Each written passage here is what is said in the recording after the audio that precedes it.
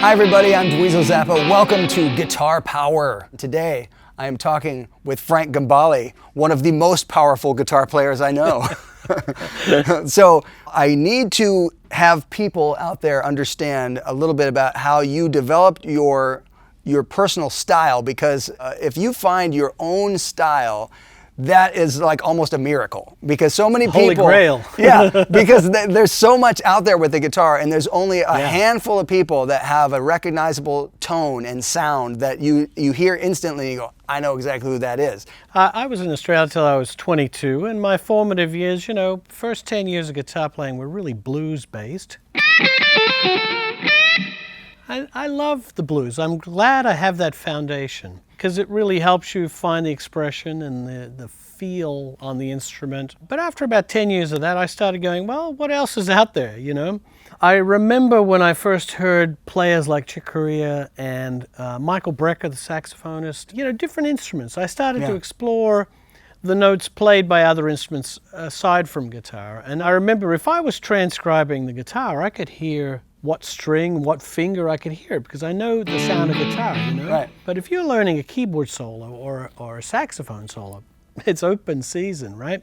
You have to find a way to play those notes on the guitar. And so that got me going into the sweeping thing, which obviously developed and grew and grew. Yeah, we're going to have to get into that for sure. But what about your career and how you started playing with the jazz musicians? Because you said you started as a blues guy. Yeah. And how did it evolve to that? And how did you end up in America and start touring with all these guys? I remember hearing about GIT in Hollywood, and I thought, wow, I was looking for an excuse to get into America. Going to a music school seemed like the best option for me. And in '82, I moved over from Australia. And which is really interesting, because at that point, there was a big wave of Aussie bands making it huge on the charts. Like Men at Work and Men stuff at like Work, that. In Excess, AC/DC, I could go on and on. Yeah. And so when I was leaving Australia at the time, I was 22, it was a hard decision. Should I go to Sydney or Melbourne, where those bands are coming from? Maybe I can hook up with one of those bands, or should I go to the States, And the States was really pulling me in, so I went straight from Canberra, a little town, straight to LA. I put my head down, practiced a lot, put groups together. I was really, really loving playing guitar. It's all I've ever wanted to do, I don't know anything else, essentially. Guitar is my life, So I got a label deal with a small label in California called Legato Records, and I was also touring with Chick Corea around that time. In '86, Chick Corea was one of my heroes, so I was really such an eager and excited kid. I remember doing the audition with Chick, and I was like, this is like my last performance on earth, So I got the gig, and, I remember coming off tour, and I had one more record to do for Legato, so I did this live record. And I was in full form, let's say. And I said, I want to do a record that is just blasting from start to finish with no commercial concerns at all. I don't care if it sells or not, give a flying, I just want to play limitlessly. And I told that to all the guys in the band. And it's become a bit of a fusion classic. It's Frank Gambale Live. Can you remember the first riff or the first lick that you thought, oh, I have to learn that, and if I could only do that? Well, it was really the second one. The first one was this. It was Hendrix, He made me want to play the guitar, but it was this tune.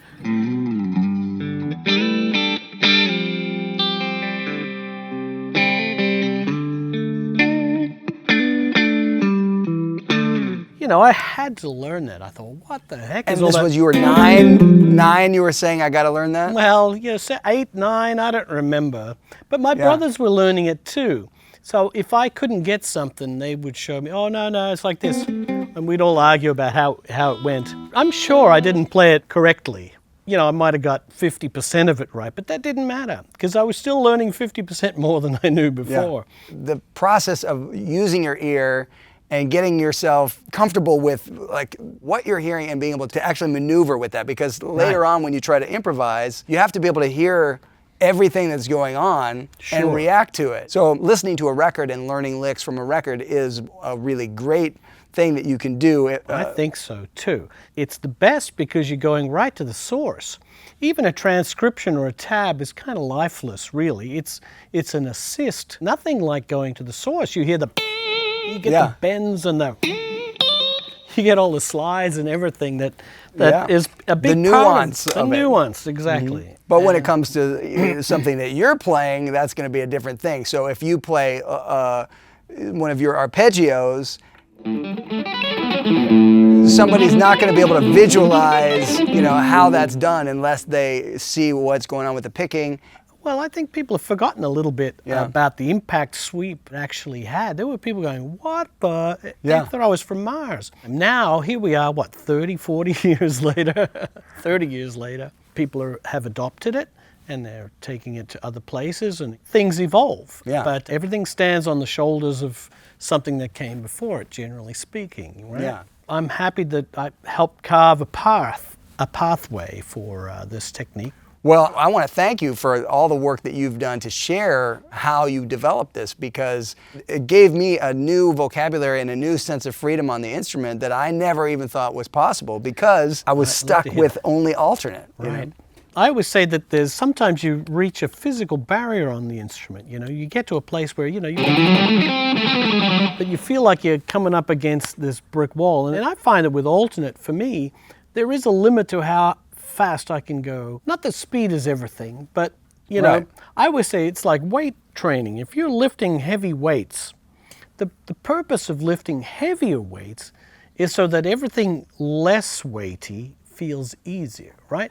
And it's the same with speed on the guitar. I think it's always great to have some reserve, right? Yeah. Some headroom. Yeah. So that playing faster passages don't feel that fast if you've got much more speed capability, But if you're a musician that's just learning how to develop technique and speed and all of that stuff, if you adopt this early on, the sweep picking style, you can rid yourself of years of hardship. Yeah, exactly. But but if you were going to give somebody the down and dirty Frank Gambale method, like in the briefest amount of time, like what is this simplest exercise that you could demonstrate? Right. Early on, to me, it was this thing where if I saw 3 notes across 3 strings like this, adjacent strings, it made no sense to play. Why would anybody want to alternate pick that? It's actually really hard to do. Yeah. Why wouldn't you just go straight across one stroke? Yeah. So that was the logic way early on, either that or backwards. Then I started adding notes to it. So even that little 4-note pattern, down, down, down, up, I could do it anywhere. Right? And that these patterns could be adapted musically, so I could take the same little pattern phrase, adapt the notes, and play across strings wherever possible. And it got to the point so extreme that really, literally, I would always try to make sure that the last note on a string that I was playing was going in the direction either low or high so I could go right across the strings. If I was going to be going back down, the last note had to be an upstroke to follow through. And all of that stuff, once it clicks, you have this feeling that this hand suddenly knows what it's supposed to do and can be on autopilot, and you can play lines that are not scale sequenced lines and don't sound like it's just a scale that's being run. You can play much more intervallically. I mean, what a great idea. Why not just, if you have a major 7 chord and you're wondering what to play, why not play the chord? As an arpeggio, it's why not play the notes of the chord? Yes, it's a novel idea. You were saying at some point that you never wanted to be stumped by any chord. That's right. And so this gave you a way to look at any chord. Maybe you could show me a couple of examples of a chord that might have stumped you, and then you say, oh, you know what? I can play this over it, whether it's an arpeggio or superimposed scale idea. How do you play on an altered chord, Altered chords stumps a lot of people, What I did was I took the notes of the chord, I went, I'm actually playing 4 notes here, right? How many notes in a scale? usually 7. So just from the chord alone, I've got 4 of them. So I'm almost there. Yeah. I've got 3 more. Okay, but I got to put them in 1 octave, right? So because this one goes over the octave, so I'll put it down here. So now I've got, even if you don't know anything else, then I went, okay, hang on a second. This is easy. I got it. I'll just sing every note of the scale, chromatically, I should say.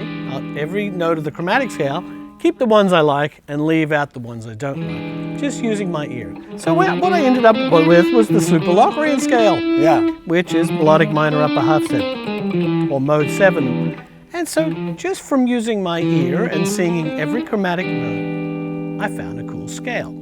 And then from there, I found a pentatonic. I always look for pentatonics in whatever scale. So I found that I could play G minor pentatonic. It sounds really good. Right, I'm playing a very bluesy lick over what I used to consider was a very hard and outside kind of chord, but I found a way to make it user-friendly. Well, Frank, I want to thank you for coming in and having a chat with me and sharing your guitar secrets and all that stuff. My pleasure, Dweezil. Thank you, man. No problem. Thank you.